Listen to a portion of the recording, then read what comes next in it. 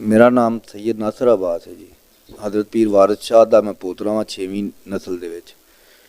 ते बाबा जी दी हज़रत पीर वारिस शाह बादशाह दी शादी नहीं सी हुई ते उन्हां दे भाई दी औलाद हाँ सैयद कासम शाह दी। जी फरमाते ने अव्वल हमद खुदा दा विरद कीजिए, इश्क कीता सू जग दा मूल मियाँ, ए पहलों आप ही रब ने इश्क कीता, माशूक है नबी रसूल मियाँ। अस्सलाम वालेकुम नाज़रीन, सच टीवी के साथ मैं हूं आपका होस्ट सुशील शफीक। नाज़रीन, मैं आज मौजूद हूं जंडियाला शेर खां पीर वारिस शाह के मज़ार पे, जिस पे आज हम आपको मुकम्मल इनका मज़ार का रिव्यू भी करवाएंगे और साथ में इनकी हिस्ट्री के बारे में एक्सप्लोर भी करेंगे। जैसा कि हम आपको दिखा रहे हैं कि यहाँ पे सेंटर में पीर सैयद वारिस शाह की कब्र मुबारक है, उनके साथ सैयद गुलशेर शाह और दूसरी तरफ सैयद कासम शाह की। बिस्मिल्लाहिर्रहमानिर्रहीम। दोस्तों, आज हमारा मौक़िफ़ पीर वारिस शाह की हालात ज़िंदगी पर मबनी है। वारिस शाह बरसगीर की वो हस्ती है जो कि किसी तारुफ की मोहताज नहीं। वारिस शाह मशहूर ज़माना तसनीफ़ हीर के खालिक और पंजाबी ज़ुबान के अजीम सूफ़ी शायर हैं। वारिस शाह पंजाब के एक तारीखी कस्बा जंडियाला शेर खां, जो कि शेखुपुरा से तकरीबन 14 किलोमीटर के फासले पर है, वहाँ पैदा हुए। आपके सन पैदाइश के मुतालिक ज़्यादा नहीं बताया जा सकता। बाज़ किताबों में आपका सन पैदाइश 1150 ईस्वी बताया जाता है।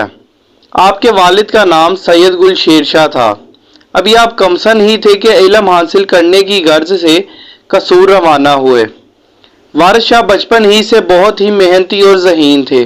कसूर, जो कि उस वक़्त इल्म सकाफ़त का मरकज़ और गहवारा था, जहाँ आपने बाबा बुल्ले शाह के हमरा हज़रत गुलाम मुर्तज़ा कसूरी से तालीम हासिल की।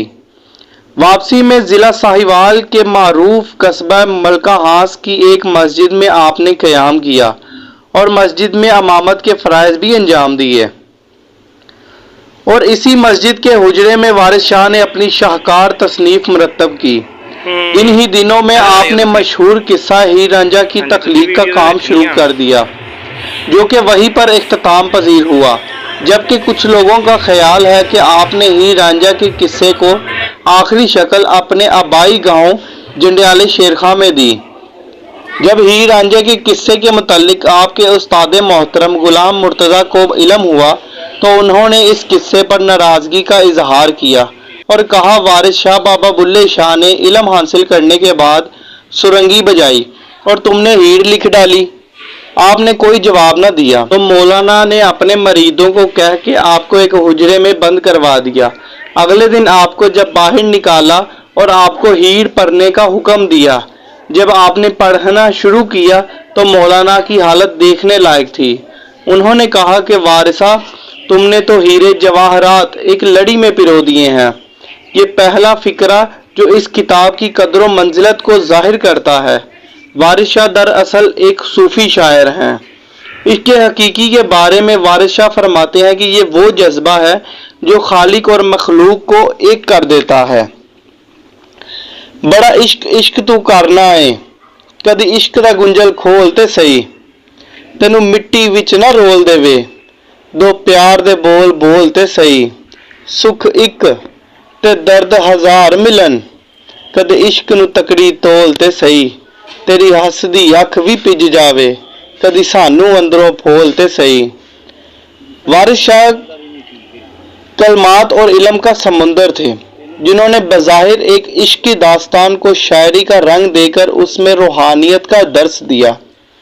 वेले औखे सौखे लंघ जांदे, गल्लां याद सजन दियां रहिंदियां ने, जदों मलकल मौत पाए फेड़ा, मेहंदी हत्थां ते लगियां रह जांदियां ने। वारिस शाह मापे उदों याद आंदे जदों गल मुसीबतां पैंदियां ने। मेरा नाम सैयद नासर अब्बास है जी। हज़रत पीर वारिस शाह दा मैं पोतरा हाँ 6वीं नस्ल दे विच। ते बाबा जी दी हज़रत पीर वारिस शाह बादशाह दी शादी नहीं सी हुई ते उन्हां दे भाई दी औलाद हाँ सैयद कासम शाह दी।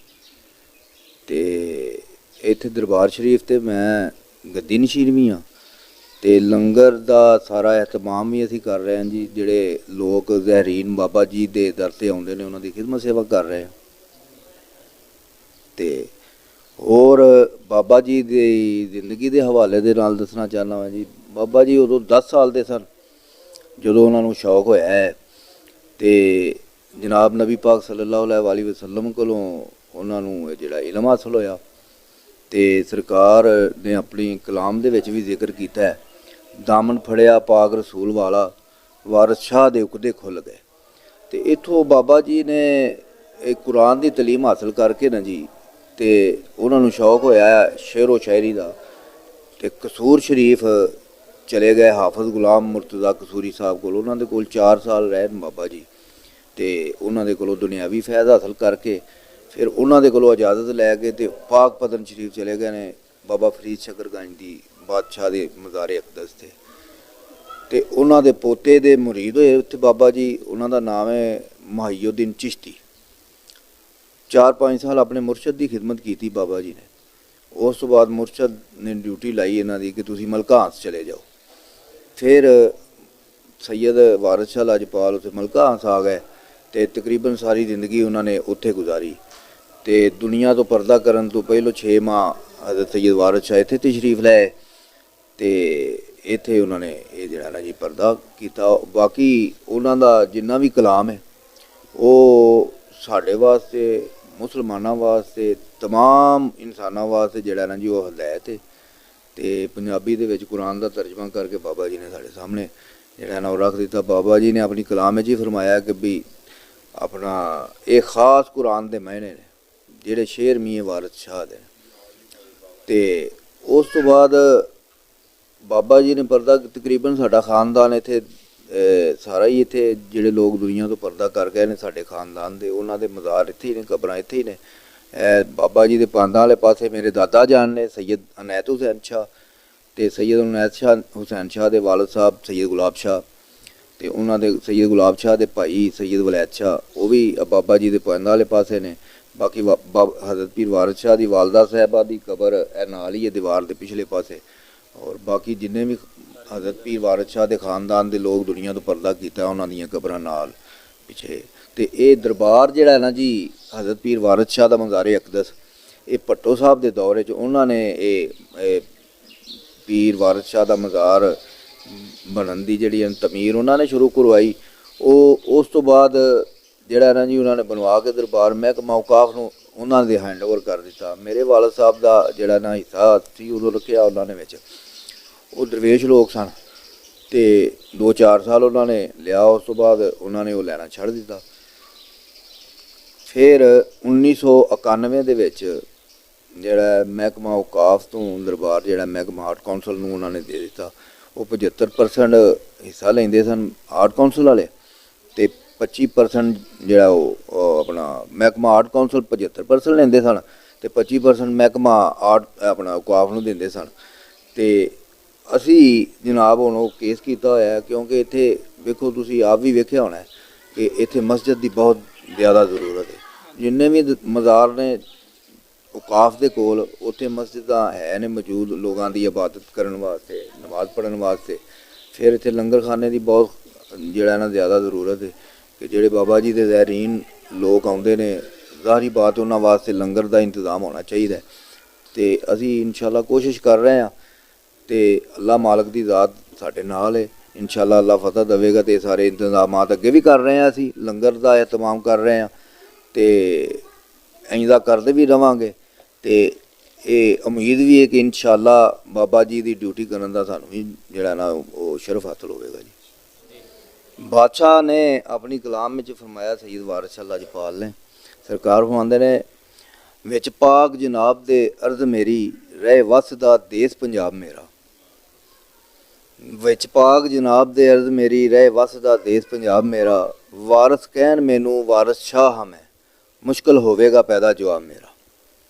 ਤੇ ਇਸ ਤੋਂ ਇਲਾਵਾ ਮੇਰੇ ਸੈਯਦ ਬਾਦਸ਼ਾਹ ਨੇ ਆਪਣੇ ਭਾਂਜੇ ਵੀ ਨੇ ਔਰ ਮੇਰਾ ਮੁਰੀਦ ਵੀ ਹੈ। ਇਹ ਬਾਦਸ਼ਾਹ ਦਾ ਕਲਾਮ ਤੁਹਾਨੂੰ ਸੁਣਾ ਦਿੰਦਾ ਜੀ। जी मेरा नाम है सैयद मीसम अली शाह और ये मेरे बाबा जी नाना हजूर हैं और ये पीर नासर बादशाह जो बाबा जी के पोते हैं ये मेरे मामू हैं और हम इनके दो तरवान हैं। और बाबा वारिस शाह जी का जो कलाम है सर वो आफाकी कलाम है। बाबा जी का एक एक जो लफ्ज़ है वो मोती है, उसकी कोई मिसाल नहीं मिलती। बाबा जी फरमाते हैं कि हमें ਵੱਡੇ फकीर सत पीड़िए हाँ, रस्म जग दी हमी ना जानने हाँ, लोग छान दे भंग ते शरबतां नूं हमी आदमी नज़र च छाने हाँ, इट सिट ते पखड़ा कुआर गंदल असी होर भी बूटियां जानने हाँ, वारस शाह मियाँ याद रब दे बिन होर ख्याल नूं कूड़ पछाने हाँ। और बाबा जी का जिन्नी तारीफ करिए उन्नी थोड़ी है। सरकार का जड़ा कलाम है उसकी कोई मिसाल नहीं मिलती। और बाबा जी ने ये पंजाबी में कुरान पाक का तर्जमा करके हमें कुरान पाक आसान करके पंजाबी में दिया है, और जो बंदा ये पढ़ता है वो शऊर हासिल करता है। बाबा जी का कलाम की खसूसियात ये है कि जो भी इंसान बाबा जी के कलाम की मार्फत हासिल करता है वो इंसान बन जाता है। जी फरमाते ने अव्वल हमद खुदा दा विरद कीजिए, इश्क कीता सू जग दा मूल मियाँ, ये पहलों आप ही रब ने इश्क कीता, माशूक है नबी रसूल मियाँ। इश्क पीर फकीर दा मरतबा है, मर्द इश्क दा पुला रंझूल मियाँ। इश्क वास्ते रब हबीब उत्ते कीता आप फुरकान नजूल मियाँ।